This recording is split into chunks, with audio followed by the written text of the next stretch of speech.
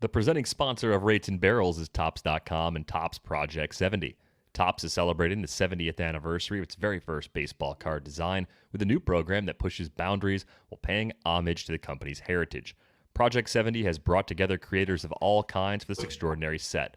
Graphic designers, tattoo and graffiti artists, animators, illustrators, painters, and even a jeweler make up the artist roster, which includes names like Snoop Dogg, Action Bronson, Ben Baller, Brittany Palmer, Jeff Staple, Tyson Beck, Alex Pardee, and more.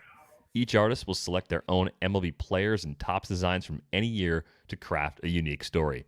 Ever want to know what Tim Anderson would look like in a 1989 Topps design? Or how about Bobby Valentine in a disguise and in a template from the 1990s?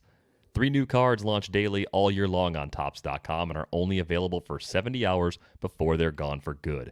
And while you're there, be on the lookout for special cards. Head to Topps.com to learn more about Project 70 and to check out which cards are live right now.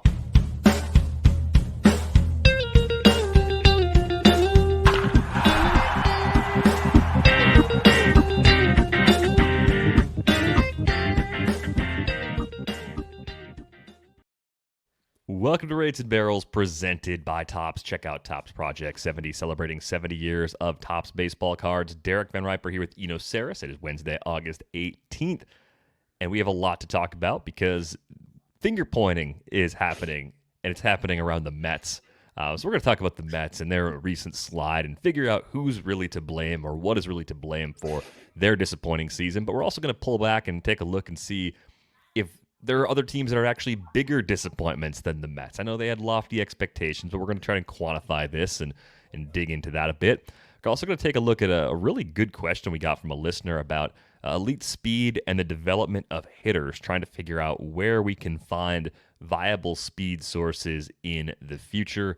And we had a follow-up question. We were talking about top players for 2022 from a fantasy perspective on our last show. There was a good follow-up question on Twitter about Shohei Ohtani, so we'll kind of set some expectations where we think he might go looking ahead to drafts for next year. So all those topics and probably a few more along the way.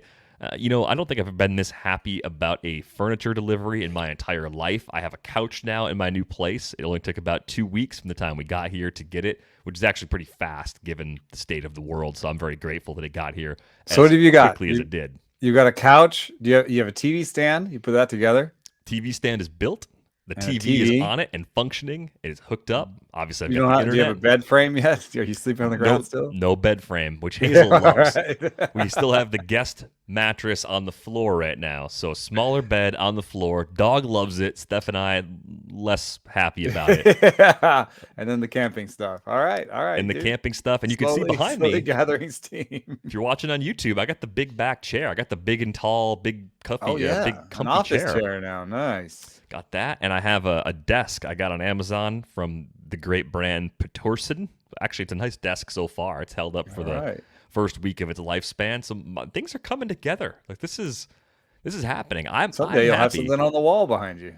Someday, yeah. The Brewers are playing well. We're not talking about them among the most disappointing teams. They've been You one of had the to best teams in shoehorn the them in, league. though. I had to mention them. Things are looking up. I don't have any cups yet, so I still have the cups left here. Red Solo cups. It's like a college party all over again.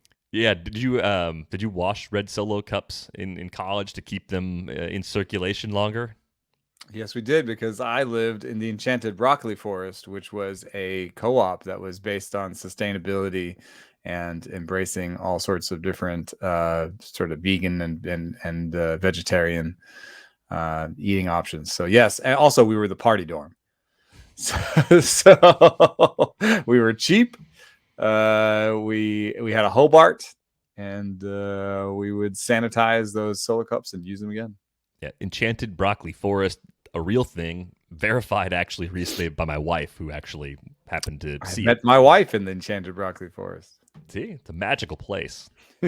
Best thing broccoli's ever done for anybody. So let's start with the Mets, just because they are kind of the focal point of baseball Twitter, I would say, over the last only about 8 hours or so. Been pretty raucous on Mets Twitter today. Steve Cohen took it to Twitter while I was asleep and you were asleep. He got on the old Twitter machine. If you're watching us on YouTube, I will be kind enough to put the tweet on the screen. He tweeted the following: "It's hard to understand how professional hitters can be this unproductive. The best teams have a more disciplined approach. The slugging and OPS numbers don't lie." There's a lot of ways we can go with this, and I think anytime the Mets are a dumpster fire, a lot of people who just like dumpster fires come out and do the Nelson Muntz, ha ha, and it's just, it's just how things go. But the Mets don't score runs. And I think rather than say, well, they don't score runs, so end rant, why aren't they scoring runs? I think is kind of the better question. Like where did it go wrong? Because I think everyone loved the Lindor trade when it happened. Most people liked the collection of moves they were making coming to the season, and it looked like they had good depth. It looked like they were well protected for the very scenario that has unfolded on them. Derek Rhodes over at Baseball Prospectus has the great injury trackers, and he had it. It was a graphic that ESPN put up on a broadcast just the other day. The Mets have lost more win value due to injuries than any other team in the league. They've lost like 10 wins this season, I think, based on his calculations, which makes a lot of sense, right? Tack 10 wins on to the Mets pace, and they'd be winning the NL East, and things would be perfect right now. But focusing first on the offense, why has it gone so wrong for this team? Because it didn't look like they were going to have any issue scoring runs back in the spring. Well, I think that the injury thing goes in there, and I think it's worth pointing out that this is like a veteran team that you'd kind of expect some injuries to happen. I think the Yankees, were a similar team. In fact, if you look at projected outcomes, like sort of if you look at how many runs these teams are projected to score going forward and how much they've scored to date, the two biggest outliers are the Mets and the Yankees. The Mets have scored the second least runs in baseball and are projected in the bottom 10 are projected to have the best runs scored going forward. That's 3.7 so far this year, and they're supposed to score 4.5 a game. That's a huge gap. The Yankees have a similar gap and a similar team, a veteran team that got hurt, right? A lot of injuries, and they had to rely on their depth. I think the Yankees' little scuttling period was that their depth wasn't as good as they'd hoped, and some of their depth got injured, with like Clinton Frazier and so on. So I think that some of this is the natural ebb and flow of a veteran team. Older guys get hurt more often. There's a little whiff of not great luck. If you look at their expected outcomes by StatCast and what they've actually done, they're 11th. There's a lot less lucky. There's teams that are way less lucky. St. Louis is number 1. Rangers, Minnesota is number 3. Oakland is number 4. The Yankees are number 6. So maybe a little bit of bad luck, a little bit of injury luck, and then a little bit of truth in what Cohen is saying, I think, because if you look at reach rate, the top teams in reach rate, meaning they don't swing at balls, Padres are number 1, Dodgers are number 2, Giants are number 3, Yankees are number 4, Houston is number 6, Oakland is number 7, Milwaukee is number 8. I mean, Cohen's right. The disciplined teams are good. And at the bottom, the Mets at 23rd are surrounded by the Rangers, the Tigers, the Rockies, the Angels, the Marlins. The only good team around them is the White Sox. And they just have a super powerful team with a great pitching staff. So I don't know. I'm not saying that like Cohen is 100% right. I also don't know if what he's doing is productive. I don't know. I mean, now you got to go. Now the media has to go to Hugh Quattlebaum, and I've seen already like the Hugh Quattlebaum is the hitting coach there. They have to go to him and ask him what he thinks, and so he has to give a quote. Then they have to go to Pete Alonso, and did you hear what the owner said? And Pete Alonso has to give a quote. I mean, it's not like these guys don't know. It's not like they're not working on being, having plate discipline. And I just talked to Brandon Nimmo last night. He's got the best reach rate in baseball. Like maybe 4th best. So, I would say that like if they got their A list together and some of those guys got it back together again, this isn't a team that would have a bottom 5 reach rate going forward. And so I think it still comes back to a little bit of bad luck and a little bit of injury. All right, so a little bit of a few different things. Funny that they added Javier Baez at the trade deadline, though, as many people pointed out, since he would take their biggest flaw and make that biggest flaw even bigger. So Not necessarily an ideal acquisition from that perspective, even if he's a net positive, an upgrade overall to what you had on the infield playing second base most days. The Cohen thing, it's like the players definitely know. I think the other question though is, does it is it good for the game because it riles up the fan base in a more like human sort of way? Like the interaction between ownership and the fan base is more comparable to, I don't know, Mark Cuban in basketball, when you have an owner communicating on a platform that many fans actually use, right? Being a fan of the team when you own the team is not a bad thing. It's actually a really good thing, I would argue. And I think in his way, he's showing that and proving that. And I think he's saying the things that a lot of people who call into New York radio are saying, right? So it's kind of like, okay, so he's kind of showing his fan base. I'm one of you. That's engaging, I guess. Yeah, it is in as much of a way as an owner can reasonably engage a fan base. I think that's what he's doing.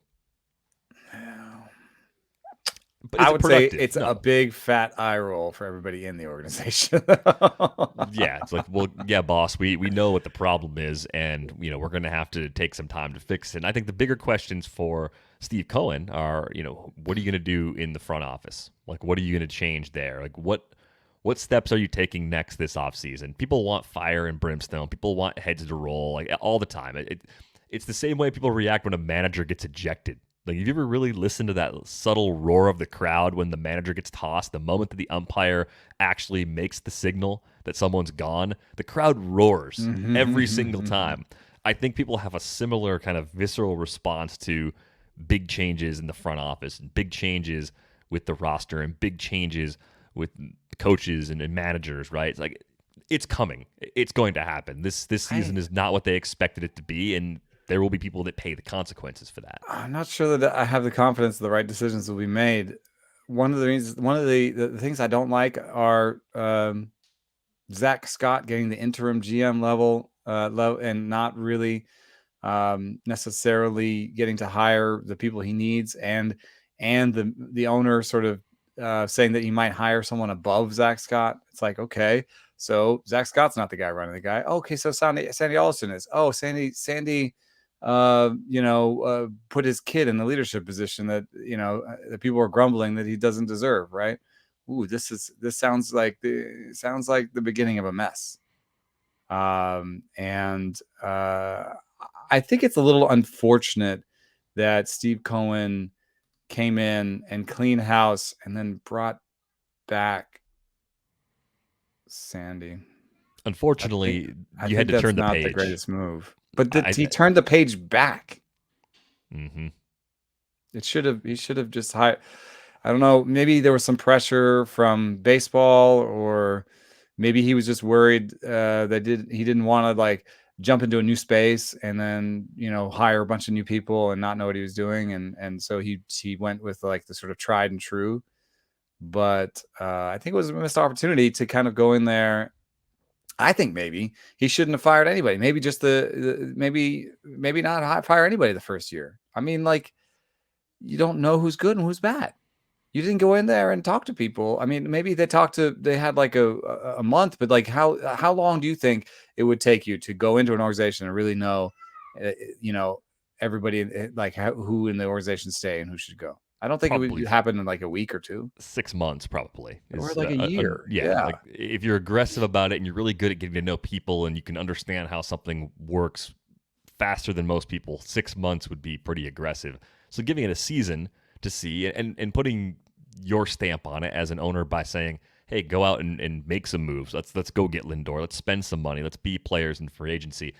That's step 1 of like 8. Like that's the thing. If you're a Mets fan and you're mad today, did you really think it was going to happen overnight? Maybe, because it looked like there was at least a chance. Cohen, it was a shiny Cohen new owner comes in, cleans house, But it's also we're not in year 5 of more of the same. We're in year 1, and I think there were pretty clear efforts up front with the roster to try and reshape things in a meaningful way.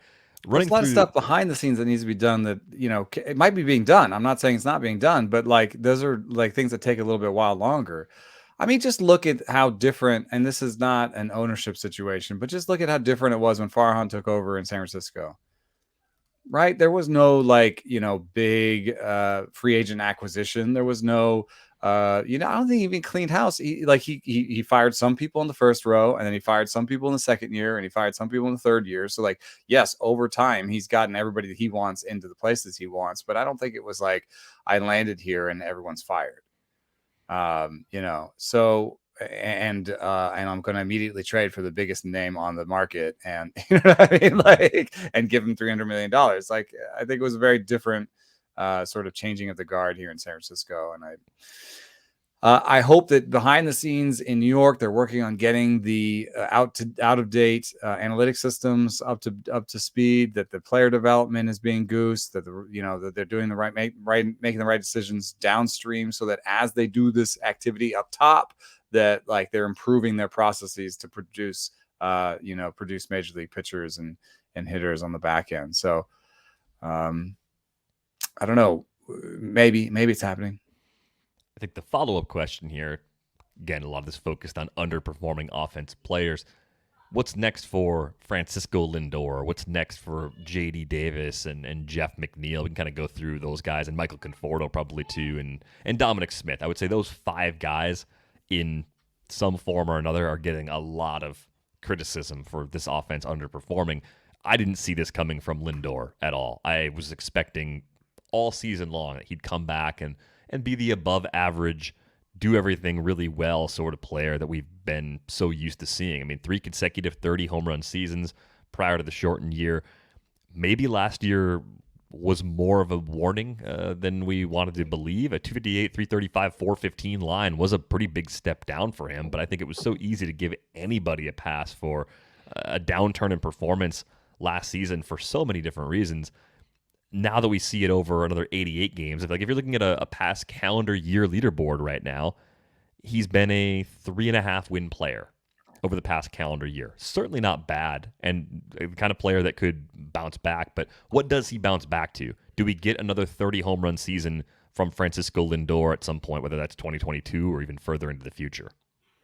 I think they have to look into that park. The park is playing weird. It's also playing super pitcher friendly right now. And that's part of your answer, I think, for Francisco Lindor. I think he's more like a 275-25 guy going forward, 22-25. Like, he may not even hit 25 every year. That's partially the park and partially age. But I think there's enough rebound potential in that group. I think that Conforto in particular is going to be better going forward, but they've got one more year of him. I think that just with one more year of Conforto and one more year of Thor, your biggest choice is to re-rack. You just re-rack. You'd make some changes around the edges. Unfortunately, I think the world of Hugh Quattlebaum, and I think that he's a good hitting coach. But I think unfortunately, what they'll end up doing is hiring a new hitting coach, signing a couple of periphery free agents, some pitching depth. Maybe changing something about the park. And coming back on a re-rack and hoping that Conforto is better, DeGrom's health is better, and Thor comes back with a full season. And in fact, I think those things could break differently next year and they could look amazing.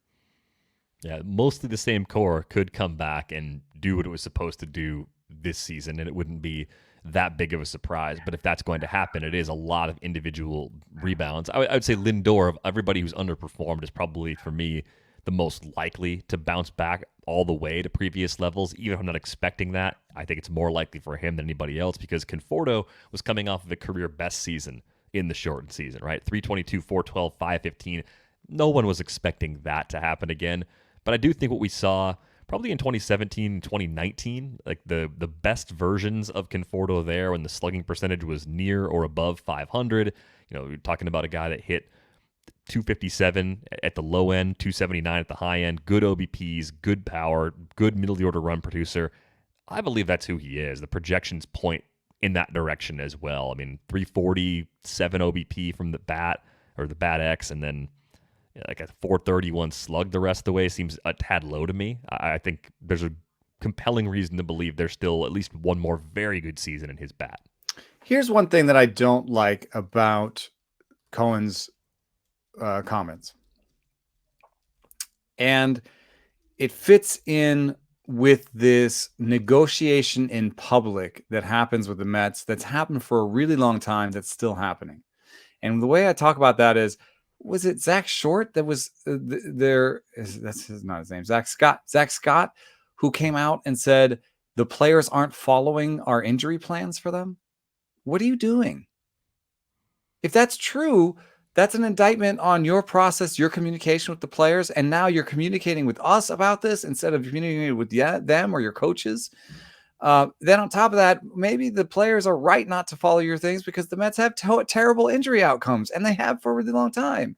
And like whenever a player gets traded away from New York, all this stuff shows up in the media about how bad they were, this or that, or their bad seat or whatever, right? And you're starting to see it happen this year. We're starting to figure out who we're going to scapegoat. That's how I read a little bit what was going on with Tim Healy today, also on Mets Twitter, which is he had this tweet that around a story that he wrote, and he says Marcus Stroman's numbers last night: 7 innings, 3 runs, 114 pitches, 9 retweets of personal highlights within 25 minutes of the game ending.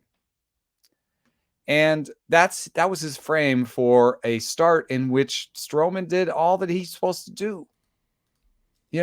Kept the first place Giants to 3 runs. Mm-hmm. And I don't think Marcus Stroman, if you made a list of the 5 things that have gone wrong that have caused the Mets season to turn out this way, Stroman's not even in the conversation for that. But I guess, it's a little bit of maybe frustration on Healy's part because, our access is difficult right now, and you're just getting him on the field, and certain PR for certain teams is not very helpful in getting players. I've even heard writers say that PR has told them, that's not my job. Right now it is. I'm sorry. In this situation, it is. Maybe it's not always, but in this situation, it kind of is, because otherwise your players don't talk to anybody. And there's a CBA thing where we negotiated the media and the players talk. So anyway, there's a little bit of frustration there. Then so Marcus Stroman probably doesn't come out on the field. A lot of starting pitchers don't. So you don't get him when he comes out on the field. So then you get him after the game. That's your only chance to ask any questions. And then I guess Marcus Stroman was not super into the questions in the Zoom at the end, which is a little bit different, a little stilted anyway, because it's a Zoom and it's a press conference style instead of actually being able to, look him in the eye and talk to him and ask him a question. And I guess he maybe either ended it early or he's just sort of expressed disrespect for the questions he was answering in some way. And so Healy felt frustrated and, expressed his frustration with maybe the disconnect between Stroman's social media presence and the Mets' performance as a team, which I guess that could be an emotional response. I don't know that it's great for a writer to kind of bring that into his story, but a little bit of frustration all around. But then is there there was a little bit of it that was like, oh, are we going to scapegoat? How are we going to scapegoat Stroman for this season? That doesn't make any sense unless he's just decided that Stroman's not going to be here next year, and that can be a good story for him. I don't know. I'm ascribing a lot of potential motivations to Tim that I don't know for certain which one it is, but none of them really read that good, and they do kind of go feed into this LOL Mets thing. And that's where the ownership comments, I don't think, help. Because then the timing, yeah. Because then it just seems like, oh, everyone's just crapping on the team and scapegoating and not taking responsibility for their part in it, and just sort of backbiting. And, oh, this feels a lot like LOL Mets and all the stuff that's happened before. So 59-60 is the record entering play on Wednesday. They're playing the Giants as we record this. 10.7% chance of making the playoffs, according to Fangraphs. The related question I had for you for today was just, are they the biggest disappointment in baseball as a team? And can we quantify that? Can we actually come up with a good way to say, yeah, they are? Or drum roll, please. Really. We took the current playoff odds and subtracted the April 1st playoff odds, and the biggest difference at 72% are the Mets. The Mets went from 82% likely to make the playoffs when the season started to 10% now. So I don't know why my numbers are slightly different than yours, but because we were just talking to each other, maybe they're changing as things happen. Anyway, 72%. The other biggest in order, Twins, number 2, going from 60 to 0. Padres, number 3, going from 93.5 to 50.7. They're kind of a coin flip right now. Anybody watching the Padres knows there's a bit of a tinge of disappointment, maybe not in the whole season, but in how it's going right now. The pitching is falling apart, and just it's been tough. I mean, if Jake Arrieta is starting for your team in Coors, things aren't going that well. Angels, 4, going from 41 to 0.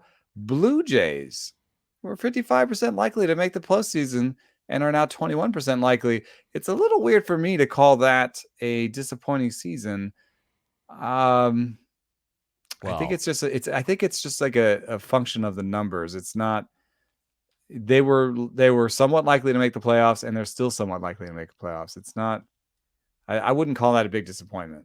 No, but a lot has changed just in the past week. I think last Friday, their playoff odds were almost identical to the Yankees, and now the Yankees are sitting up at 70.7%. So right. A big shift just in these last couple of games that has really kind of changed the way that playoff race looks. Yeah, and so these numbers are always in flux, but I think that there's more flux around the sort of 20s and 50s, right? Padres win 5 or 6 games against the right opponents, they could be back up to 90%. You know what I mean? So, like I think that's in fluctuation. The Cardinals are next, going from 32% to 6.9%. That I think that would be a disappointment, especially for people after they got the Arenado trade. Felt like they were the easy favorites in that division. Cleveland is next. I think that counts as a disappointment. Nationals next. Cubs. Those are 3 teams that had some possibility of making the postseason that nobody was calling a favorite, but all kind of went in the tank.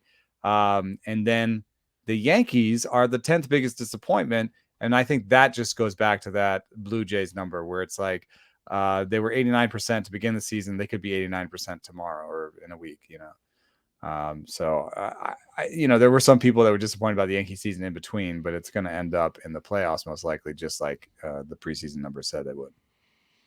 Yeah, so it's not just the Mets, but by that measure, they actually are the biggest disappointment in baseball. And again, frustration actually seems pretty warranted this time around. Let's get to our other big topic for today, because I really like this question. This one came in from Owen, and Owen wrote, finding speed seems to be harder than ever these days, with only 2 players on pace to steal more than 30 bags this season.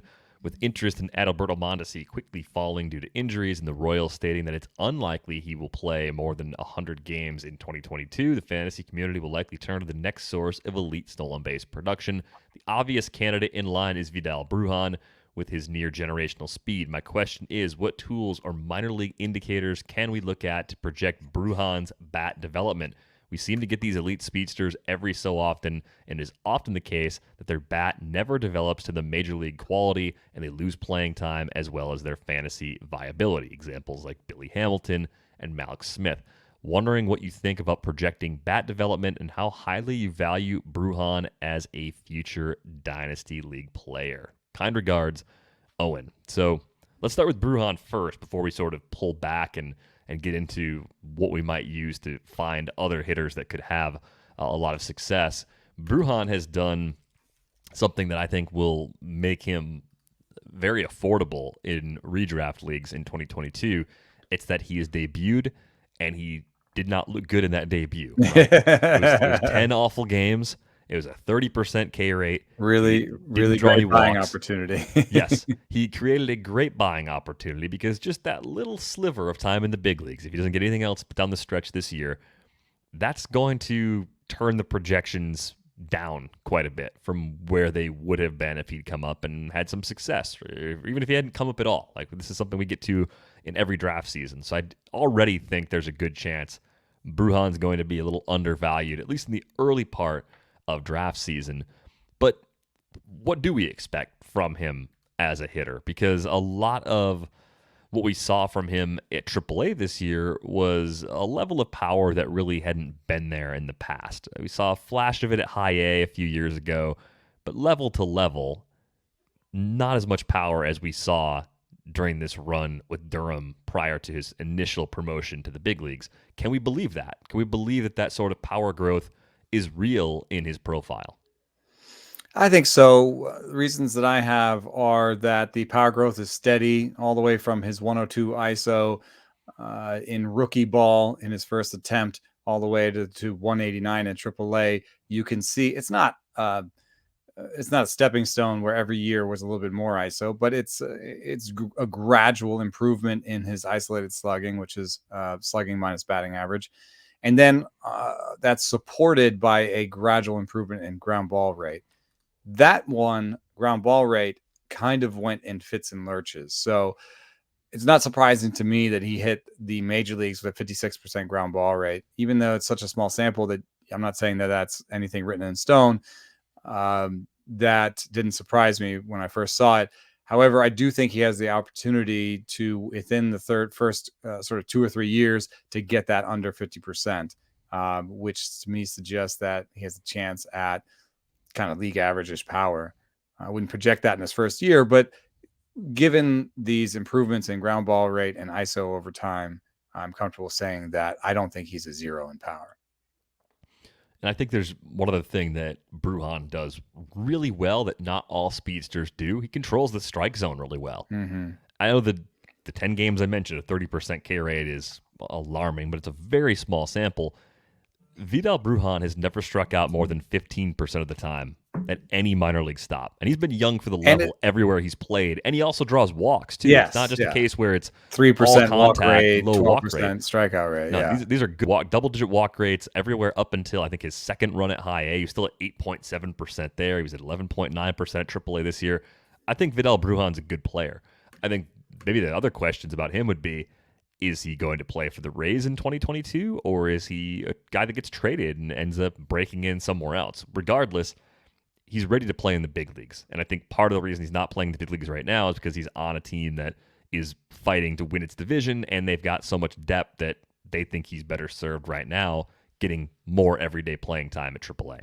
Yeah, one reason that controlling the plate really matters is, here's a weird name for you, Jed Lowry. Jed Lowry has maybe the opposite of Vidal Brujan speed, whatever that is. But if you look at his max exit velocities and his barrel rates, Jed Lowry has never been a guy that I don't think he has plus power. In fact, if you want to look at Brujan from a scouting standpoint, Fangraphs put a 45-50 on the raw power for for Vidal Brujan, and I would say that Jed Lowry's game power is probably around a 45-50, right? But the way that Jed Lowry does it is by controlling the strike zone, is by only swinging at good pitches, basically. So there's a lot of power to be had just by connecting on middle, basically, and not swinging at pitches outside the zone. So if that can produce, sort of 10 to 15 homers a year for Jed Lowry, then I don't see why I can't for Vidal Brujan. It's just going to come also hopefully with 30 to 40 steals. Yeah. So a little bit of Jose Altuve in here. And I think that's a really important one because I went back and looked at the last 10 years. I didn't want to go back further because baseball changes a lot. And like if I went back, 40 or 50 years, I'd find guys that stole a ton of bases and didn't have any power. But I wanted to look back just the last 10 years, and I wanted to find guys who had multiple 30 steal seasons. Jose Altuve is number 1 with 6, and Starling Marte is number 2 with 5. But I've got about 20 guys that have done it. And of the 20 guys that have done it, the only ones that have an isolated slugging under 100 are D. Gordon, Ben Revere, Billy Hamilton, Alcides Escobar, and Elvis Andrus. Now, the thing that you have in common are, sterling defensive positions in center and short. However, another thing that you have in common is that none of these guys have done it recently. And I kind of feel like the game is moving away from, I think the closest was D. Gordon, maybe Billy Hamilton. Just watching their struggles staying in the game suggests to me that baseball does not want to give at bats to anybody with no power at all. And so if you look at, this year, the guys that have more than 15 stolen bases, the only guys that have a sub 100 ISO are Miles Straw and Ryan Tapia. Okay, a little bit of defense up the middle for Straw. Tapia is actually projected to have better than 100 ISO. So now you're down to one guy with more than 15 stolen bases that has a sub 100 ISO. So to me, that's a meaningful benchmark for people to get over. Yeah, I think it's become clear in the last few years the speedsters of tomorrow are going to be more than just speedsters. We're going to see more guys like Trey Turner and Bo Bichette and Kyle Tucker and Tatis and Acuna and Betts at the very top of the board. Even Kyle Tucker, right? Like more guys like that who get us the bulk of our stolen bases than the hits 2 homers a year but steals 30 bases. The Dysons, the Malik Smiths, like those guys are increasingly going to be difficult to find. Straw was doing fine and he got traded. Like Houston was like, right? On to the next one. Yeah. So I just I think that my basic thing that I'd be looking for is, like in the case of Vidal Brujan, for guys that are like, ooh, does he have 100 ISO or not? Is looking at ground ball rates and looking at progression, but then also more highly valuing perhaps minor leaguers that show you some power already along with their speed. Do you think it's fair to say that we need, at a bare minimum, one other obvious standout tool to go with top end speed for a player to be a clear big league regular? I mean, like that's probably always been true based on the scouting scale, right? Because I think it might be more than one. Like Terrence Gore was probably an 80 speed guy that didn't have any other even average tools. But I think it has to be more than one, is my point. Right. I mean, because like Billy Hamilton value is huge. You got to have Billy that. Hamilton has 80 speed and 80 defense, and didn't really carve out. He carved out 3 years. So you could put elite speed and elite defense with any one of one more tool, a great position or some power or a hit tool, like something. Like you could have a below average hit tool but above average power with those two things. That'll play. You could have below average power and above average hit tool with those things. That'll play too. So you think it's really 3 tools altogether that you have to have if speed is really the main carrying tool. One toolers are just not, there's almost no one toolers in baseball. You could pick any one tool. I mean, the one tool that might exist is like just a hit tool guy, like maybe Tommy La Stella. Tommy La Stella has almost no other hit tools, but he even improved his power, right? Yeah, long path for him to get as much playing time as he's had too, right? For years, like what's another one tooler?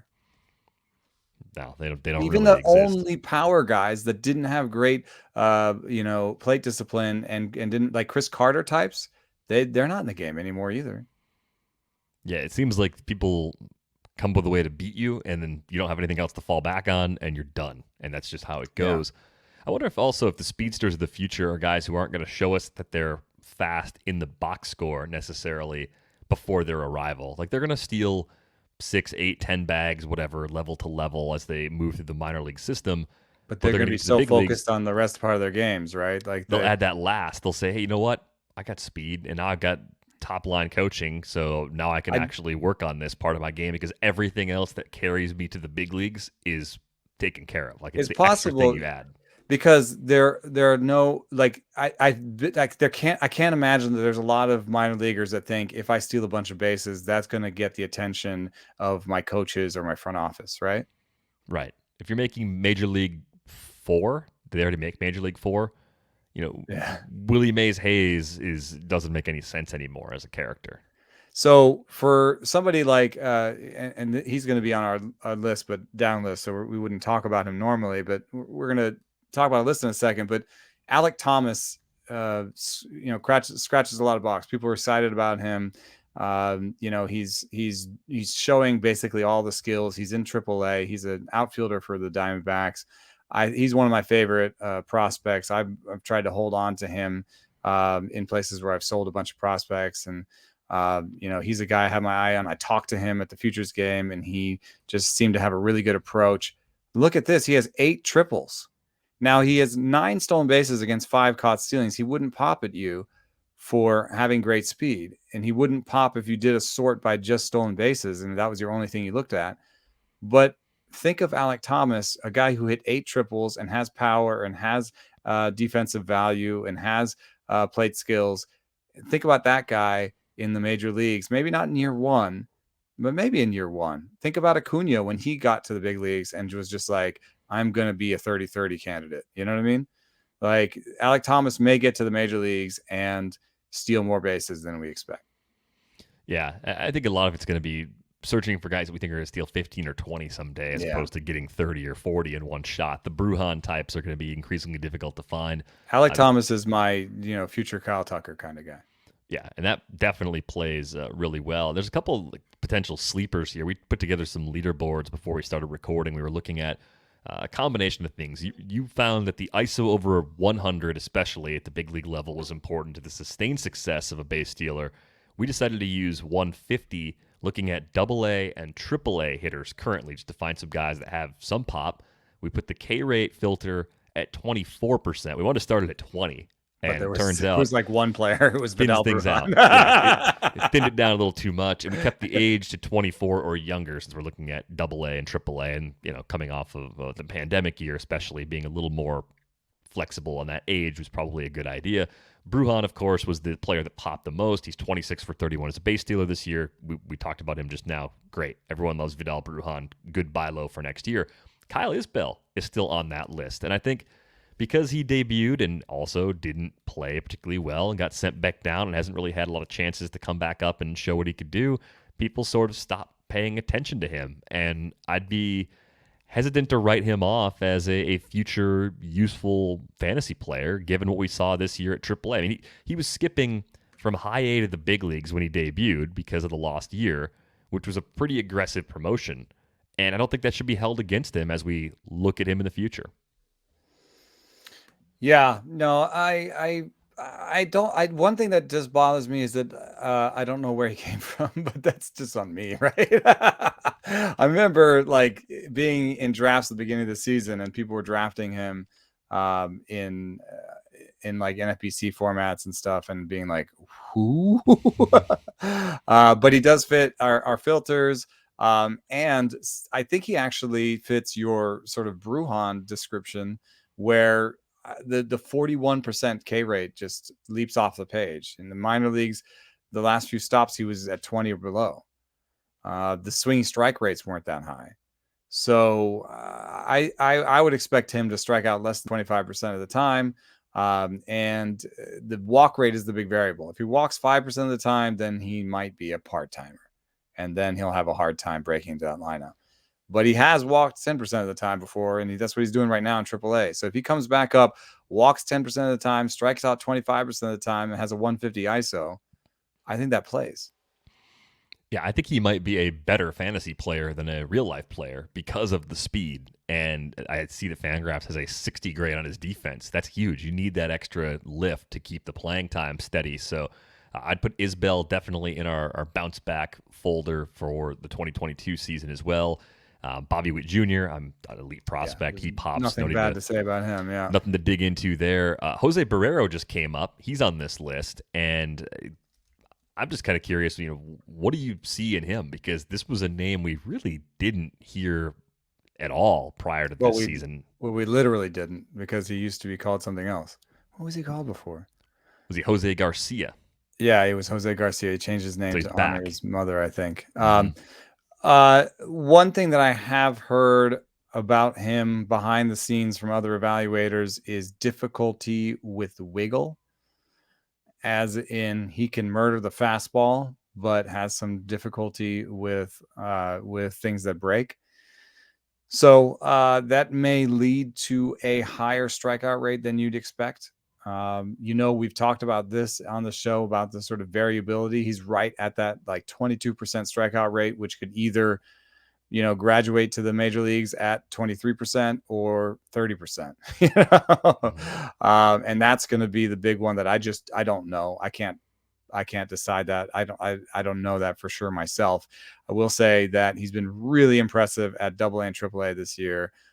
Blowing the doors off of basically, I mean, we're talking about a 33 WRC plus and AA, 53 above average, 133, 153. So 30 to 50% better than league average at AA and AAA at 23 years old, with already two tastes of the major leagues and a super need at his position and plus defense. Like, I think it's about the time that they just set it and forget it there.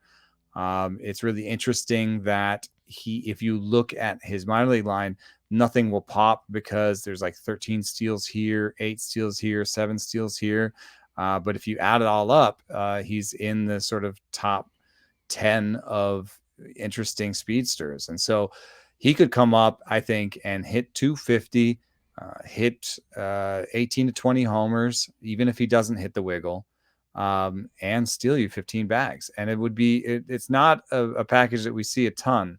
It's a little bit like Freddie Galvis with speed, or I don't know.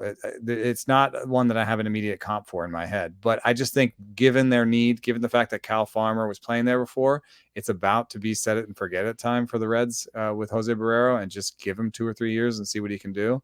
And that's a pretty ideal situation for people to try and capture him. Yeah, I think when we were back at the beginning of the season, it was, well, can Garcia be the guy that is not ready for the big leagues, but he just plays shortstop because I don't have anybody else? Yeah. And it would sacrifice his development as a hitter. Instead of doing that, instead of pushing him out of the roster, they gave him the year in the minors, and it's paying off in a big way. I mean, I think it's interesting that there is still that concern. I think he's on my Raz Slam cut line, my Raz Slam best ball, that I'm in the finals. I made it. Nice. I'm in the top 15. He didn't give me any value all year, but it'd be really funny if he gave me just some crazy ass weeks in the end and helped me win that thing. It could totally happen, and I would say, he has a lot of ways to make value. So I think that's what makes Barrero so exciting. A little deeper. I wanted to go one deeper. I think Barrera, I think all the guys we've talked about so far, I think Isbell is a redraft or sort of reclamation project for Dynasty, and an interesting redraft late round best ball type pick next year. Brujan and Witt are top of the line. You're going to have to pay up next year if you want them, and maybe the play is to pay up a little bit less for Brujan than for Witt. And then Barrero, I think, is somebody that could be drafted in most deep leagues next year. Someone who hit 17 homers and 15 stolen bases in the minor leagues last year, that probably has that set and forget it job. I think these guys are all draftable in most leagues. The next name I'm going to give, I don't know if he's draftable. He's more of a deep league, deep cut, possible sleeper. Ji-Hwan Bae, 22-year-old shortstop in the Pirates organization. I just see them as now being sort of weak up the middle. I think Rodolfo Castro is a guy I like, but I think Newman could be a non-tender candidate next year. Bae is a little bit iffy on the ISO, where in rookie ball he was under 100, but then A ball over 100, and AA at 150 right now, with the ground ball rates going down, projected for a 115 ISO. Strikeout rate looks okay. Walk rates look good. Like, I think this could be an interesting player. I know the WRC plus in AA right now is 98. That's not amazing. That's going to keep him off lists. 45 future value at Fangraphs going to keep him off lists. But interesting, look at this: 50 present, 70 future hit tool. A lot of hit tool. Yeah, that's a lot of hit tool. Combine that with good defense and some emerging power, and then you have these wheels underneath. 65 wheels according to Fangraphs. This is the name that I want to remember. I want to pick up some pieces here or there where I can.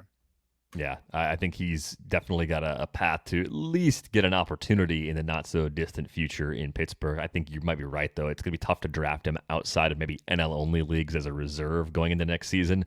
The other guy that I think is kind of interesting is Kevin Smith in Toronto, and I don't really know how they're going to fit him into their plans, so maybe he's another guy that actually needs a trade. I mean, he can play shortstop.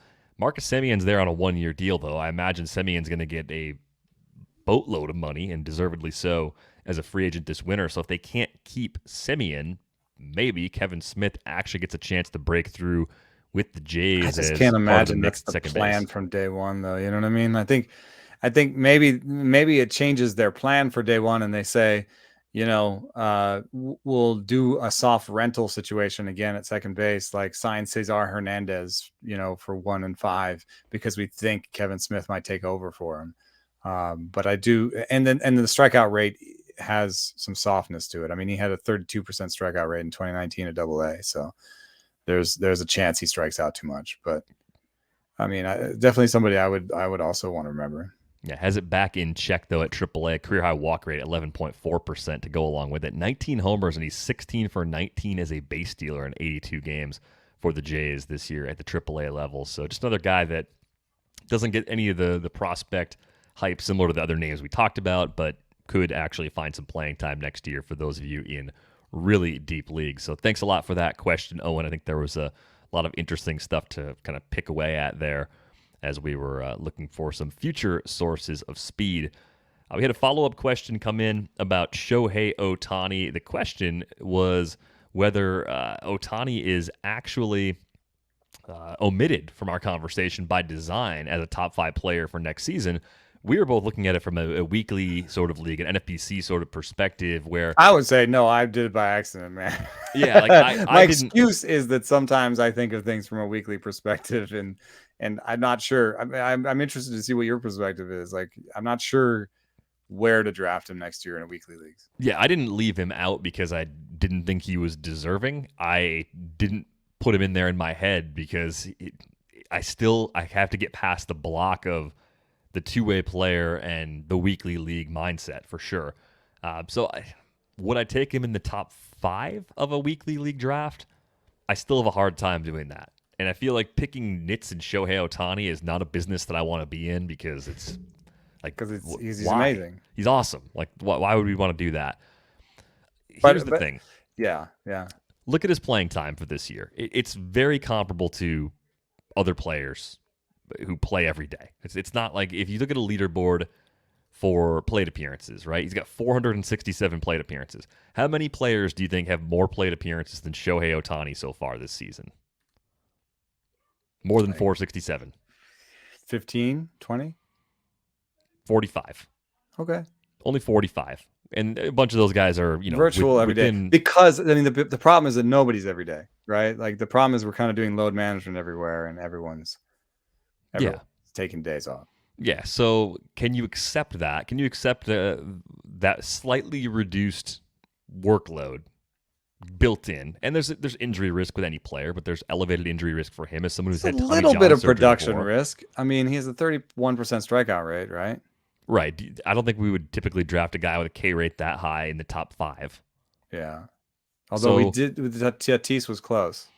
Tatis was close, and you're getting power, you're getting speed. You have an average that probably could tick up pretty easily. If the K rate comes down a little, suddenly the average pushes into that 280, 290 range, and you're kicking yourself for not taking him. So he belongs in that conversation. I would say the omission was not purposeful, but I don't think I'm going to take him with a top 5 pick at this point. It's early enough where that could obviously change with some further evaluation and some further research. Extrapolating the bat projection over a full year instead of taking, instead of on pace for stuff with his current numbers, you would expect him to hit 275 with like about 40 homers and 18 stolen bases next year. Dude, Jeez. I think almost the pitching stuff is irrelevant. I think you just stick that guy in as a bat.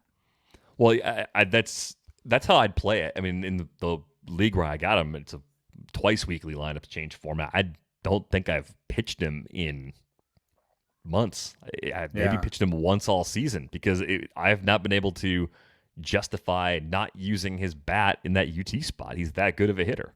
But we should have talked about him because I would say this. I think that in the leagues, daily leagues, where you can get both of them, I think he's the number 1 player next year.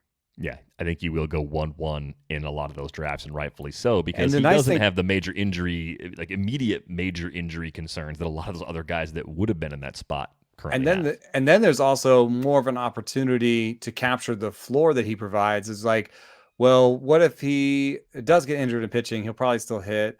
Or what if his hitting takes a step back? Then you can use him as a pitcher, right? Like there's so many different ways to use him that it creates floor, which is kind of what like you want high floor, but you do want some floor out of your first round picks. You want them to hit.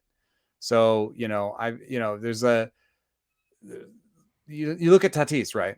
You drafted him really high. He did not play all year. He did not give what you wanted, and yet he still is returning super value, right? Because you bought super high floor.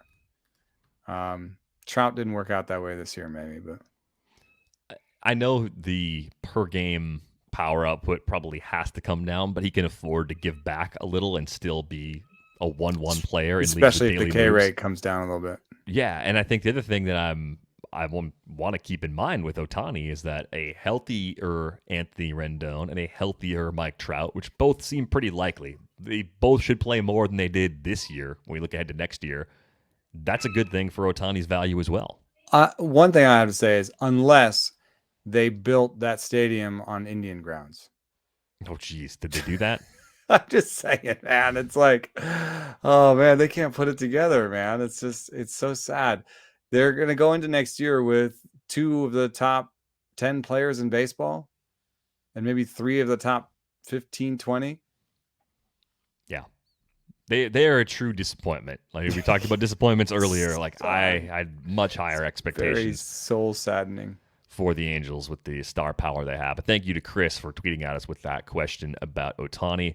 Last question for today. This one came in via email from Clinton. I think we're all doing this to varying degrees.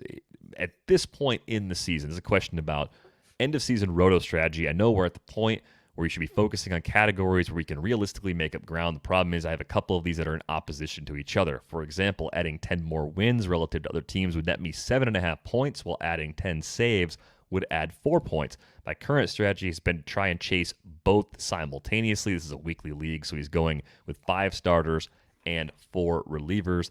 Should I ditch that and just go after wins at this point? I have 2 viable starters I could put in if I decide to stop chasing saves. Thanks, Clinton.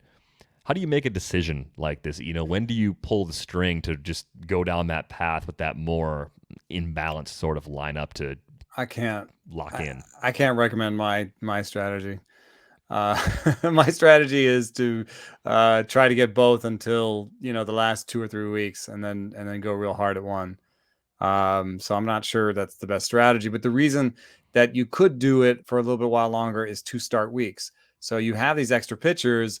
You could just make sure that you always put in the guys that have 2 starts. Make sure that you kind of get as much as you can out of what you've got. Maybe even stream a little in one of those spots to keep getting 2 start pitchers in there. The one thing I will have to say though is that I think saves are maybe more projectable than wins. I find chasing wins to be impossible. I do it every year because I don't draft for wins. And I feel like every year I'm like, oh, it's time to chase wins. And it's terrible. So I would say there might come a time when you have to make the other decision and go hard after saves. I think in this case, seeing there's almost twice as many points to be gained in the wins category, I'd flip the switch now. I'd go more aggressive with the starters right away. I'd go 7-2 on the starters. And I know you can pick up the occasional win from the relievers, so it's not the worst thing in the world if you stay more balanced a bit longer, because you're right, it's hard to predict wins. But I'd rather try and get every one of those 7.5 points than maybe get the 4 points by getting the 10 saves by having that more balanced approach. Like you're almost guaranteeing yourself that you're not going to close that 7.5 point gap down by splitting things up. But if you max out the volume of starts, 2 start weeks are huge, especially this time of year. I think you got a better chance of at least getting everything you can in wins, even if you only get a little or don't get anything in terms of made up ground and saves. Yeah, I'm trying to internalize that. I need a little DVR next to me on my shoulder. I'm trying to internalize that feeling. I was a little bit more aggressive in a few leagues this year with certain trades. Like I traded Joey Gallo for Whit Merrifield in Barf because I knew that the auction calculator said that Gallo was better going forward, but I was really strong in OBP and homers and another stolen base threat could get me a lot of points. And guess what happened? I got like 6 points in steals and lost like 4 points in OBP.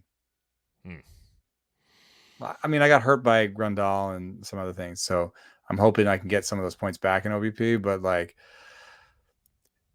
every time you make a decision somewhere, you're shooting yourself in the foot. It's like the fingers in the dike, man. Oh, You yeah. get Vegas vacation? Yeah, because you're saying right now, like, oh, well, switch over to that. What we also don't know is how many points you could lose in saves. That is an important thing to keep in mind. Like I kind of dumbly is the right word in this Assume case. that like maybe there weren't as many points to lose there. That's what I figured. He looked at it and said, I got a little bit of a cliff here, so I can choose That my path. that's the main thing, I think, is looking for those cliffs. And looking about like, do I have a cushion here? Do I have, and then that allows you also to kind of play it week to week a little bit. All right, like now I'm going to go hard after wins and watch that gap like between me and the next person in saves dwindle away. Okay, I got to put one of these closers back in. Yeah, thank you for the question, Clinton. I think that's a very common question this time of year, and it's tough even with a lot of experience to always know exactly when you want to make those changes. I know for people who are even more numbers driven than I am, I'm sure that it's very easy for them to calculate it. Like I would imagine that Ariel Cohen doesn't sweat this quite the same way that I do, or Jeff Zimmerman probably doesn't sweat it quite the same way I do. It doesn't always turn out the way you project either. No, but I have a little more of a feel approach, comparatively speaking, to the way that I don't project out every problem. Category for every player, every team in my league. I'm in something like 18 leagues. I don't have the headspace.